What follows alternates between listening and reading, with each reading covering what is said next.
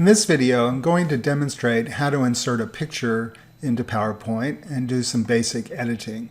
So I have a blank presentation open, and I'm going to go up to the Insert menu, and I'm going to click on the Pictures icon, and I'm going to navigate to the desktop where I have some images, and I'm going to select a photograph of the University of Houston campus. And you can see that it pretty much fills up most of the slide, but not completely. And if I want to, I can move that around and I can reposition it on the slide. The other thing you'll notice is when this picture is selected, and you can see it's selected by these little rectangles or squares in the corners, then the picture tools are visible here, and you can see up at the top of the screen it says picture tools. And when I deselect it by clicking off of it, those tools disappear.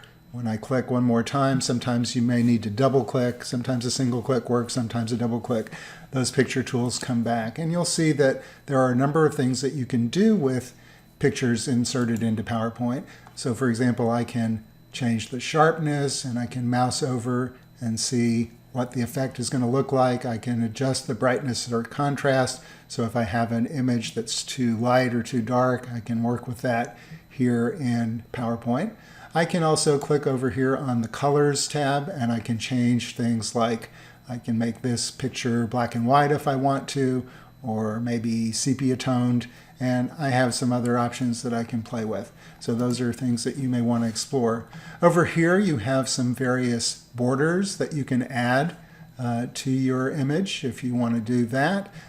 There's a pull-down menu here that gives you more options, so you can work with those to see what you like.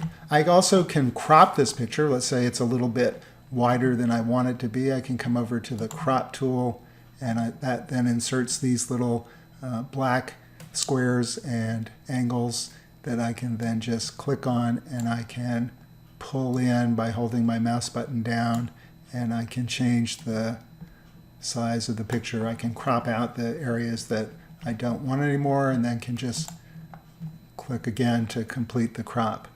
One other tool that is kind of interesting is crop to shape, and you may want to experiment with this. So for example, I could come down to where this looks like a flag or something like that, and I could do something interesting here with that if I wanted to. I can also pull on the angles, and if I hold my control key down on Windows, I can maintain the aspect ratio, so the height and width change together. Sometimes you can distort pictures by just pulling on one of the side handles, but if you use one in the corner, that will automatically adjust the aspect ratio as well. So you'll notice that when I do this, I can see the click to add title and the click to add subtitle in the background, but they disappear when I let go, and that's because this image has been inserted as a layer on top of those layers. So if I want to see those one more time, what I have to do is select that and then change my mouse and say bring that to front. And I might have to do that a couple of times so that it becomes visible. So I'm not going to worry about the subtitle, but I am going to go ahead and put in a title, and I'm going to type in the University of Houston.